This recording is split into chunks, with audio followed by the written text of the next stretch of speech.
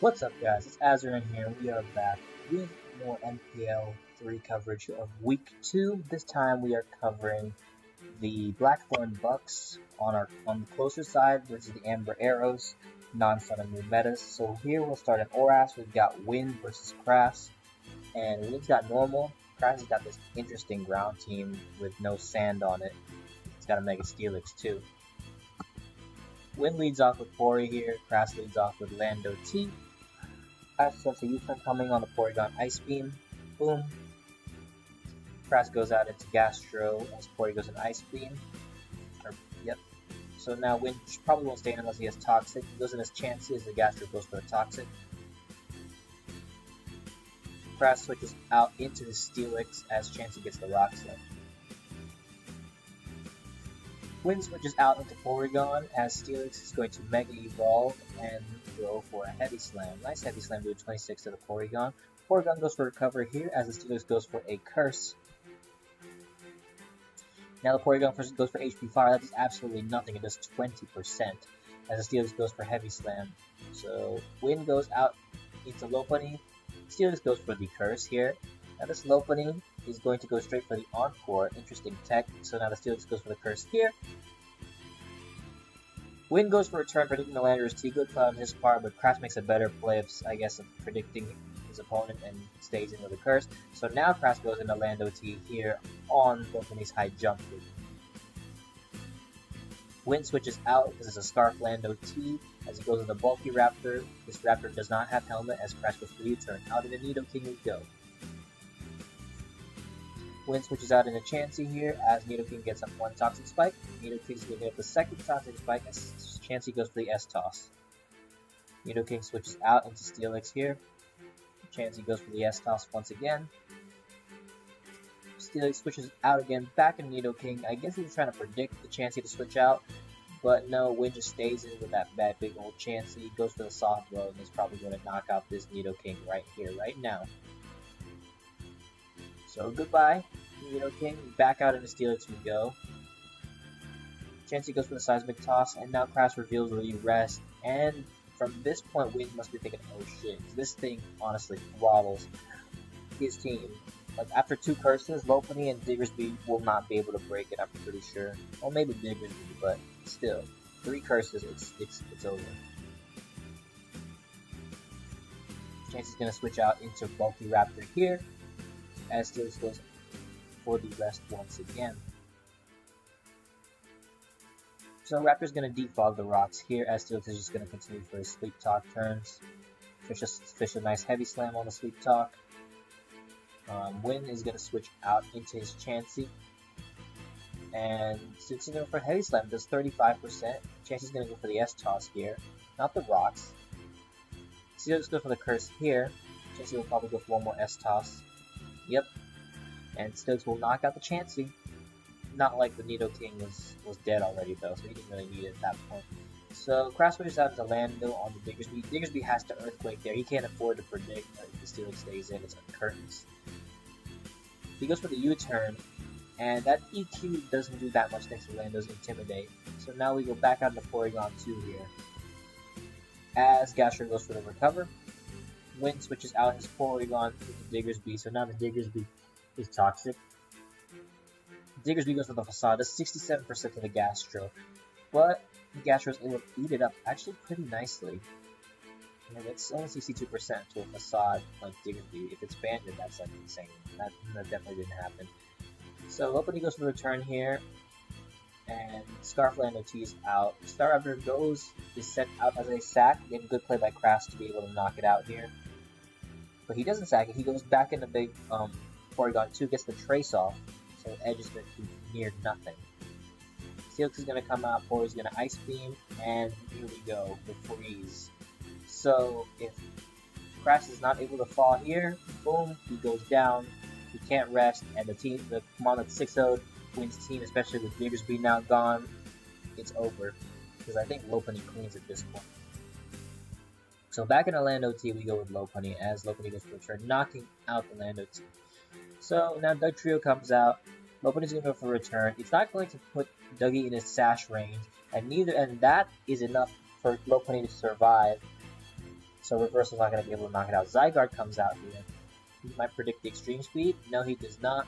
Lopunny just goes straight for the high jump kick and knocks out itself because the protect on a high jump kick just doesn't work. Crass goes out into Gastro here. As Porygon 2 goes for the Juicy Ice Beam. And Win's going to switch out into Ditto here to predict the Gastro. Goes for the Toxic. And now this sucks because in the long run, this Ditto will probably sit so the rest of Crass's 2 Mons. Because like Zygarde will be put on a timer, and then he can Crash switch back and forth between Gastro and Zygarde to predict the Ditto Toxic in Gastro. But in the end, when the Gastro goes down, then Crash can't switch out. So I'll just delay the inevitable. He just fiddles around with Porygon Z, eventually dying to Ice Beam and Toxic damage. So Ditto comes out, Zygarde is going to switch out his Ditto. He's going to bring back in the Ditto. He's going to Toxic, and that's it. Just brute stalling with Pori and Raptor, and even Ditto as well, and that's curtain. So if the Steelix didn't get frozen, this was Crass's game. Easy game for him. But, because the Diggersby was gone. But unfortunately, he got the freeze, so what are you going to do? Move on to the next battle now.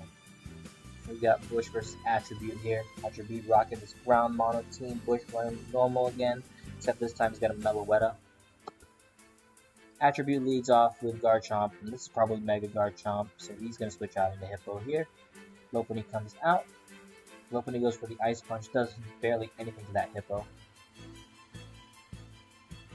Bush switches out into Meloetta, as Hippo goes for the Slack Off. Gastro comes out as Meloetta goes for the Hyper Voice, and that's Specs damage, so Attribute's probably just going to sack his Gastro here. Bring out a Mono and KO it back, such as Mega Garchomp. You got Staraptor coming out here. Remember, that's the Garchomp is faster typically because of the boost. So he goes for the EQ, goes into Bulky Raptor. Bush makes a good play, goes into Chansey, but Attribute makes a better play and goes for the Rocks, predicting the Draco. Chansey goes for the Seismic Toss on the Driller. Driller goes for Earthquake, does 58% of the Chansey. Chansey goes for the Soft Blow here. He switches out into Mamo, and Chansey Soft Blows again. The Mamo now goes for the Knockoff, which does a fuck ton to the Chansey. And now his Eagle has gone, so it's practically dead. Because everything is physical, and then you got a Landorus Eye that can put in work. Porygon comes out on the Excadrill, and Earthquake is going to be laughable damage as Porygon 2 goes for the foul play. So now if Attribute gets a crit here or a high roll, he wins the game, but he does not, and he recovers it all off. And Bush is going to recover stall, so barring a crit, Bush is in the driver's seat right now. Yeah, so Attribute is just fishing for that crit until he's finally out of range of crit. Bush can switch out now. Back in the Bulky Raptor here, as EQ is going to not affect the Staraptor, so he's going to switch out. Obviously, back in the Mega Garchomp as Staraptor goes for the Defog here. This Garchomp is faster than this Bulky Raptor, and Brave Bird only does 40% of the Raptor as he gets the Rocks up. Garchomp goes for the Stone Edge as the Staraptor goes for the Roost. And Attribute is able to hit the second Stone Edge to knock out the Staraptor. But now we go into Lopunny to Ice Punch something. Attribute's going to switch out into Hippo here. As Lopunny goes straight for the high jump kick, good play on his part predicting. But, I mean, the thing is, that's actually a risk. I don't know if HJK kills from, it probably does for 59%, but like, if it didn't, then like, if Attribute got the damage off he needed on Lopunny, it would have been curtains.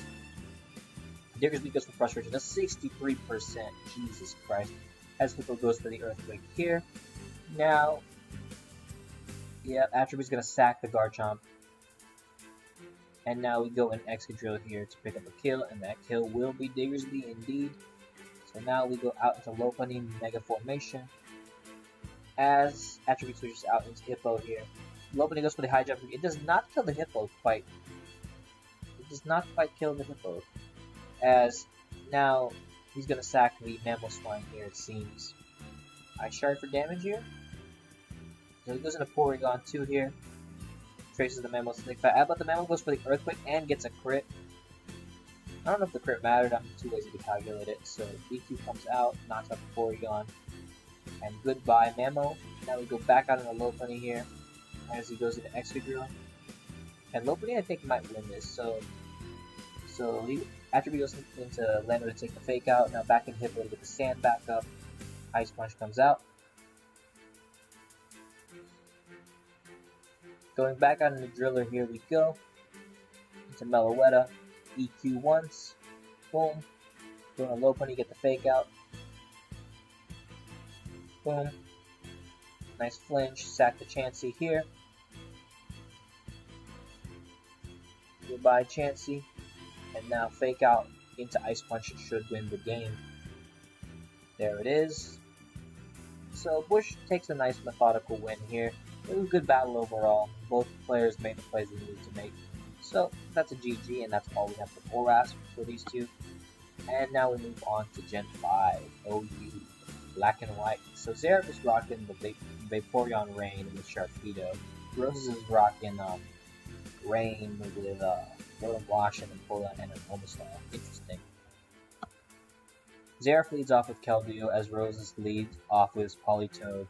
Roses has a Scar Politoed and it goes for Hypnosis on the Keldeo, putting the Keldeo to bed. Roses switches out into Keldeo, but Keldeo wakes up, first turn wake, and gets the Secret Sword damage off.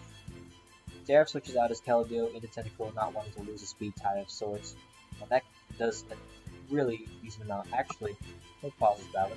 Let me get my charger actually. So this is just to die on me. That would almost get dropped.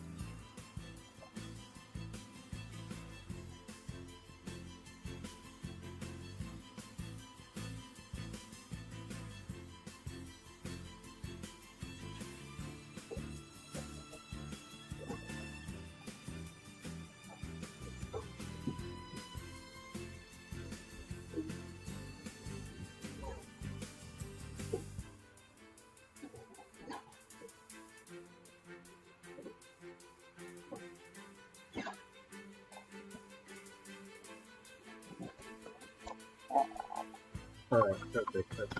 Sorry about that. Like, I recorded this earlier, and like my audio wasn't working, so it literally had the background music, but like none of the commentary. So I have to do this again. So I'm not gonna lose, and I'm not gonna have to do this again. I really don't want to. So, pardon that brief interruption. Anyway, we've got Tentacle versus Politoed here. Tentacle versus Politoed here, as Xerath is now gonna go for the T-Spikes. And he's going to get a lot of his health back thanks to Rain Dish plus Lefties and Protect here. As Politoed goes for Hypnosis again, so now Xerath has to pick something to go to bed. And he's going to choose the Vaporeon, but it's Hydration, so it's okay. Xerath is going to switch out into Keldeo here, but Roses just stays picking Hypnosis. He doesn't give two fucks. So the Keldeo's back asleep, and now we'll go into Gyarados here. Swampert comes out on the Gyara. Gyara goes for the sub. Waterfall should do a lot. Does a nice chunk in 39%, and it gets flinched, so that's even more damage. Boom, that's a nice, ooh, it's actually 67% thanks to the crit. So Rose has got some nice luck in his favor here. Sharpedo comes out, as Sharpedo goes for the crunch on the Rotom. This is what I don't understand here. Like, this is what I don't understand. Crunch comes out. So Rose attacks his one electric mon. To deal with Xerath's team. Now the Swampert's gone. I don't know why he could have sacked something else. I don't know what that play was. If anyone wants to explain it to me, I legitimately don't know. Anyway, now we got Keldeo on Keldeo action here. Xerath's Keldeo wakes up, goes for the Secret Sword on the Keldeo. Goodbye, Keldeo. Now we go out into Scarf Politoed. Xerath switches out into Vaporeon, and that Scald does immediately 15% with that Vaporeon. And the reason why you need to keep the Rotom was to deal with this goddamn Vaporeon right here. Vaporeon goes for the Toxic here. Vaporeon goes for the Surf. Does nothing. Scald comes out. So they're just exchanging water moves. Surf comes up from Vaporeon. Scald comes up from Vaporeon. The thing is, Vaporeon wins this battle in the long run because it's got Rest with Hydration, so it can just recover back up. So Xerath is going to take this opportunity to get the Acid Armor up. Vaporeon is going to get the Rest here. Maybe this Politoed has Encore, Scarf Encore. Does it? No, it does not. It just goes for the Hydro Pump, which does absolutely nothing. Vaporeon goes for another Acid Armor, and it looks like that's game. Politoed goes for Hydro Pump here. Vaporeon goes for another Acid Armor, but you gotta be careful of the crits in Gen 5 because they are ×2. I think they're still ×2 in this gen. I don't know, it's been a while. So, yeah, Rose is just gonna sack his Politoed. It already set up the rain. Like you don't need and you don't need it to put anything else to bed. So back out in Empoleon here as he goes for Surf. He gets a nice crit, and this is what I'm talking about. A nice juicy critical hit. And now that puts the Empoleon in Torrent Water move range. Boom, Surf comes out to knock out the Vaporeon. So that crit really sucked. And now Roses is back. He hacked him before, he can hack him again. HP Electric comes out from the Keldeo. Keldeo goes for the HP Electric, but it brings the Omastar to its sash, and the Skull is able to knock out the Keldeo, which could have probably beaten the rest of Zeref's team. Sharpedo comes out. We go into Gyarados here. Nice Intimidate. Crunch still does a fuckload as he goes for the Waterfall. Oh, and unfortunately, that should have killed, but it did not. I don't know why he didn't go for the bounce, or does he not have it? Good play on Rose's part here, going for the Dragon Dance on the death of the Gyara. Politoed comes out as Rose goes for the bounce. I think he should have just gone for the Waterfall first. Like, this is not gonna. Oh my fucking god. Oh my god. So, Rose stays hacks in here with a nice crit on the Politoed. That might have killed. Who knows? Who knows? But I don't think it. I doubt it would. It's a Politoed. Skull does not break the sub of the Gyarados as Gyarados goes for the bounce here on the Tentacruel. And boom, bounce. Does a nice 61% and gets the pairs. And Rose's day hacks in here. Scald comes out. Scald comes out. And Zeref has no choice but to put Petit Skull. But the Gyara goes for the Waterfall here. He goes for the Waterfall. I guess he was afraid of, like... Okay.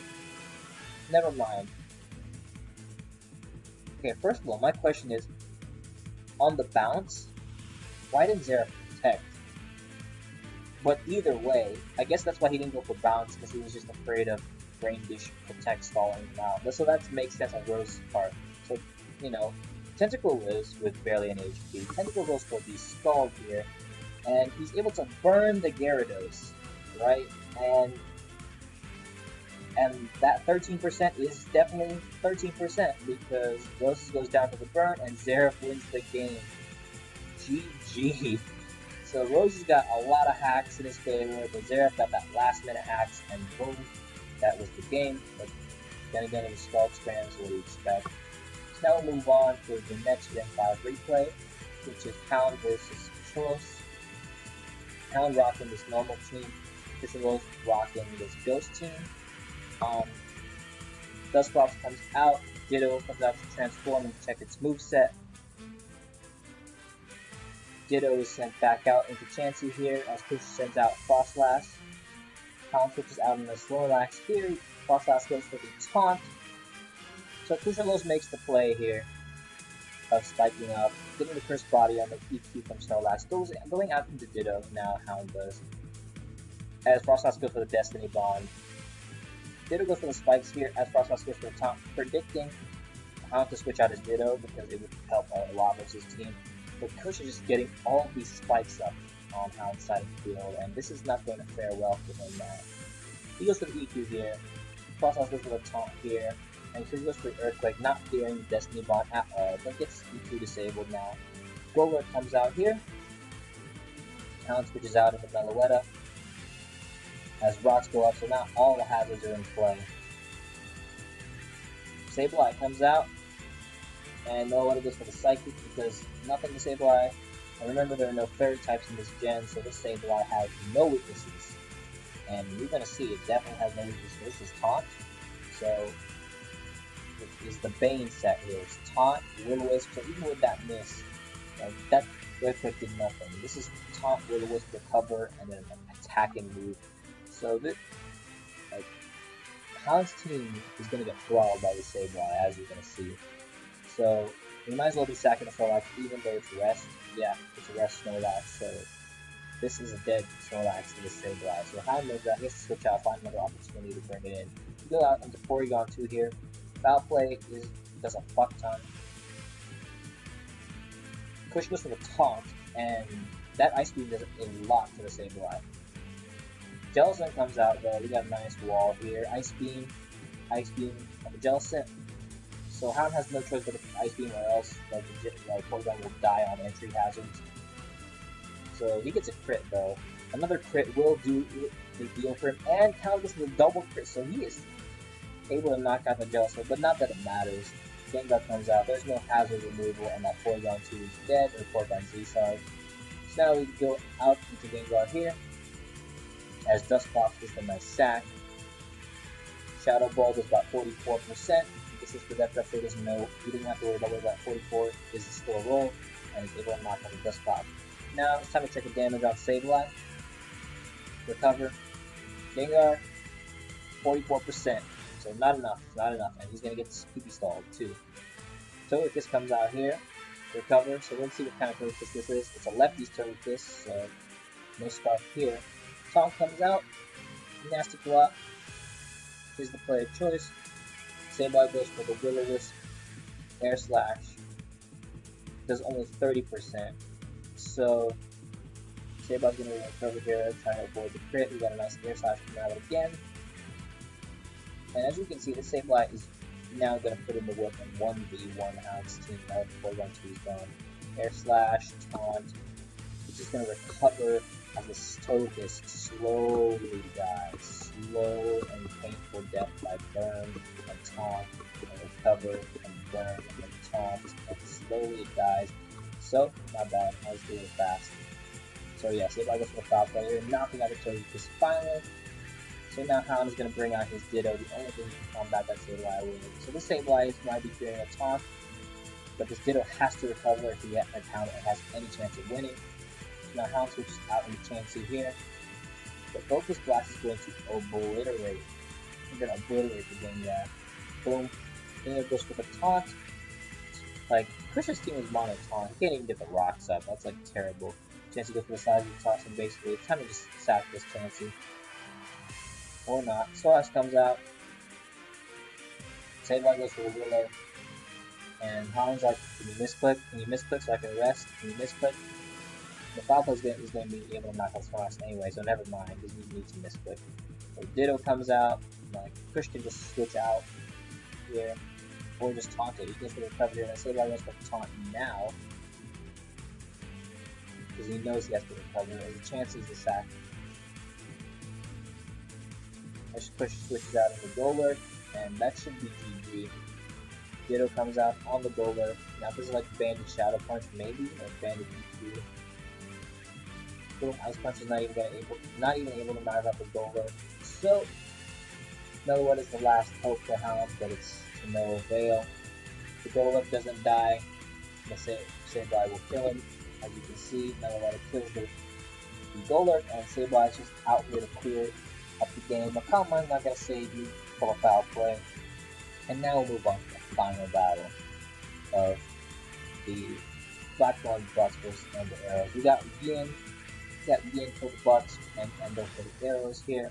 So Endo is rocking a Dark Mono threat with Mega Absol, probably packing that play well, having a little bit of speed. Got Weavile on both sides, Greninja on both sides, Hydra on both sides.